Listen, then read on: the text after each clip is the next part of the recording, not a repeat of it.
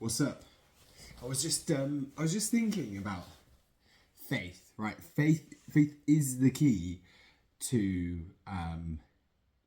like, let's say, enlightenment or awakening. And you think, why and does that even matter?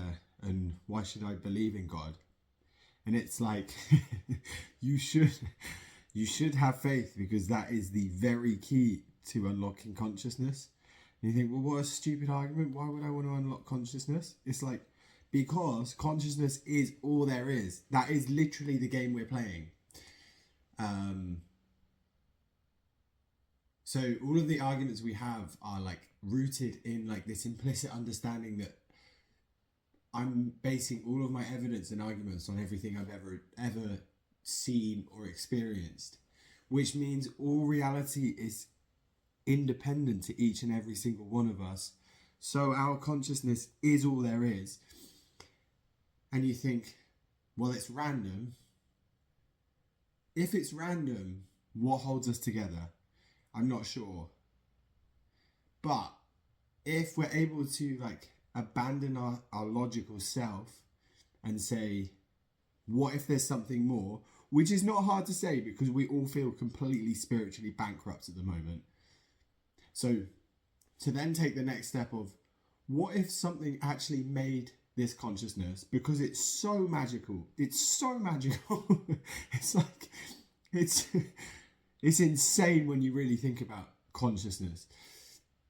You know, if you think, okay, if human consciousness is not the highest level, and there's something up here that then connects us all together, and I don't think that's far-fetched to say, because we all feel the synchronicities, we all feel it, then what if that consciousness, that super consciousness up there, made us in such a way that our only job was to tether ourselves to it through the key, but the key is encrypted in messaging to separate the wheat from the chaff, which is why if you reject it, you become angry, your consciousness encloses on itself, and you can't see anything.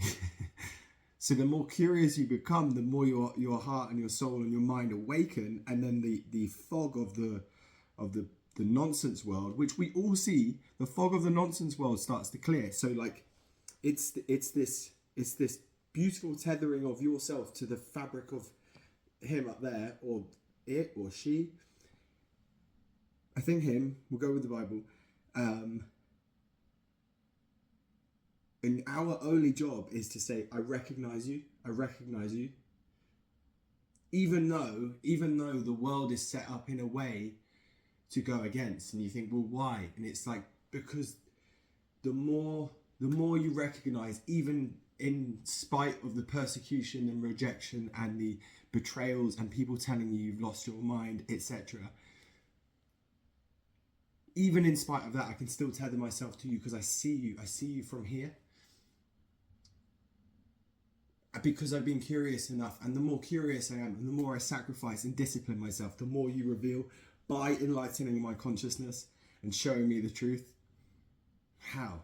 Prayer, reading the Bible, reading it again, looking back through the parables and finding the core, the meat at the bones of the encrypted messaging. And and the Bible itself is fantastic, because it's written in a way to separate the wheat from the chaff, literally. And that is that is like one of the main metaphors it uses to explain this separation from people who are awakened and people who are like sleepwalking into their death through gratifying their hormones. Because if you read it on the surface, there are all these arbitrary and logical, pragmatic and dull rules that will allow you to like get caught on your own trail. But if you read the parables deeply, like 2, 3, 4, 10 times, and then you invite the Holy Spirit, which is not far-fetched to say, it's not any more far-fetched to say the Holy Spirit exists than evolution and the Big Bang, honestly. And if you invite that, it's like you have this like magic lens where you can kind of just see See, and who does God invite? God invites the curious, the people that are not going to deny him, the people that don't ask, does God exist, but ask, what if God exists? And he starts to reveal, he winks at you. And it's not fire falling from the sky. It's not like dramatic revelations. It's just, I'm here. Pay attention. So, the thing getting in the way of understanding God is not having faith, which is to be closed-minded and dogmatic to the idea, which is to sit in anger and bitterness, and is to gratify your hormones and to not sacrifice and to not love and to not share.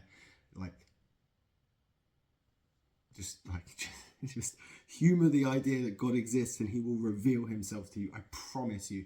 And he's shown me so much. It's just insane. It's insane. And he's really there. And you just have to turn around and look. You just have to turn around and look and pay attention and go slow and remove the distractions. And if you're really willing and able and curious enough, he will reveal himself to you. I promise you.